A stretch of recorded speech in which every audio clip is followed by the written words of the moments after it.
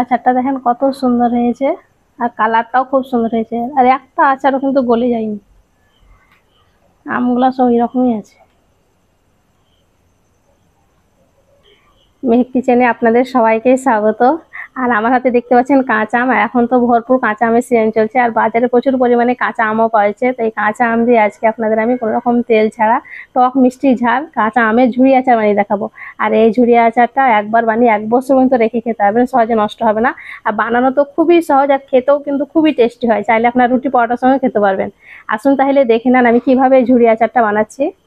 কাঁচা আমের ঝুড়ি আচার বানানোর জন্য এখানে আমি 500 গ্রাম কাঁচা আম নিয়েছি। আপনারা চাইলে আমটা কম বেশি করে নিতে পারেন। তো প্রথমে আমগুলোকে ভালো করে ছিলে নেব।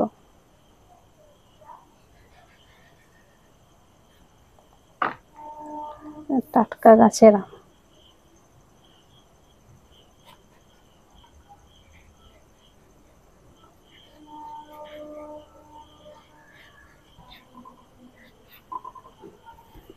সব আমগুলা ভালো করে ছিলে পরিষ্কার করে নিয়েছি। এখানে আমি একটা গ্রেটার নিয়েছি, আমগুলোকে ভালো করে গ্রেট করে নেবো। আপনারা চাইলে ছুরি দিয়ে ছোট ছোট করে কেটেও নিতে পারেন, মানে আলু ভাজি করে না সেরকম করে নিতে হবে। আর মোটা ছিদ্রটা দিয়ে করে নিচ্ছি।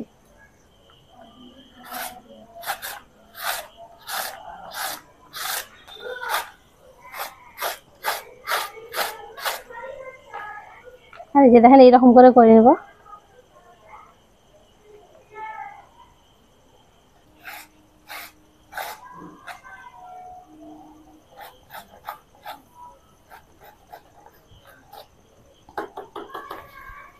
সব আমগুলোকে আমি ভালো করে গ্রেট করে নিয়েছি। আর এখন থেকে দেখেন দেখতে কতটা লোভনীয় লাগছে, একদম আলু ভাজির মতন সুন্দর হয়েছে। আর আমগুলোকে আমি ছিলে ভালো করে আগে ধুয়ে নিয়েছিলাম, তার জন্য কেটে আর ধুবো না। এবার আমি সরাসরি কড়াইয়ে দিয়ে দিচ্ছি।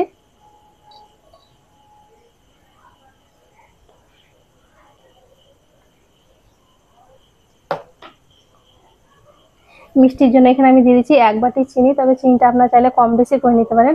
এখানে আমি চিনি নিয়েছি, আপনারা চাইলে আখের গুড়টাও নিতে পারেন।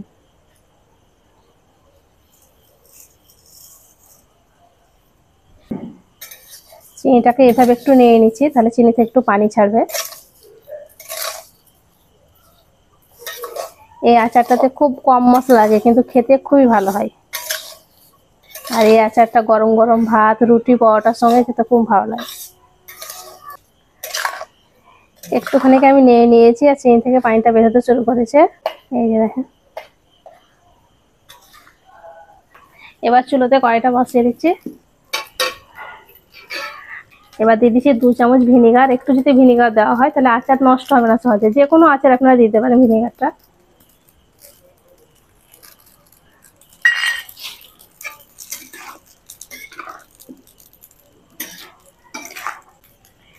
একটুখানি এটাকে আমি জাল করে নিচ্ছি, তারপরে বাকি মশলাগুলো অ্যাড করব।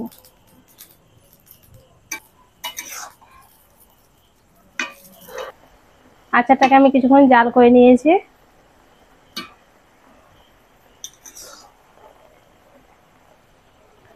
এবার দিয়ে দিচ্ছি 1/2 চামচ বিট লবণ। আর ঘরে যদি বিট লবণ না থাকে তাহলে এরকম সাধারণ লবণটা দিতে পারেন। বিট লবণ দিলে পরে আচারের স্বাদটা অনেকটা বেড়ে যায়।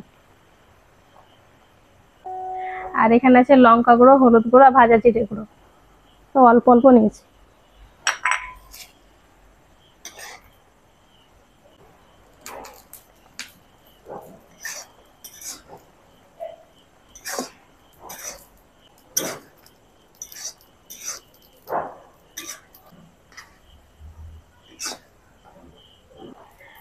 আচারটা অনেকটা হয়ে এসেছে, আর একটু রস রস আছে, এটাকে একটুখানি শুকিয়ে নেবো। খুব বেশি শুকাবো না, হালকা একটু শুকিয়ে নেব।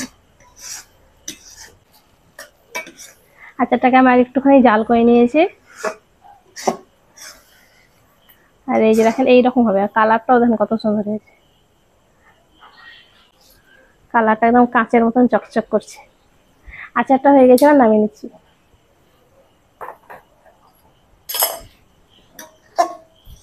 একটুখানি ঠান্ডা করে নেব। আচারটাকে আমি একটুখানি ঠান্ডা করে নিয়েছি।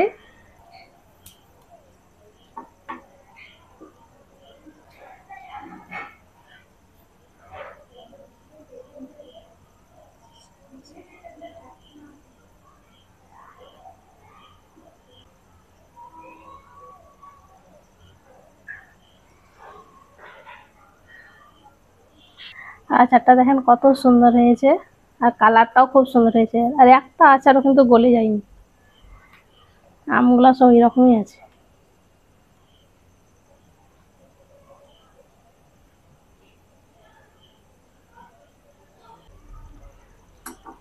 এই আচারটা যত ঠান্ডা হবে তত বেশি ঝরঝরে হয়ে যাবে।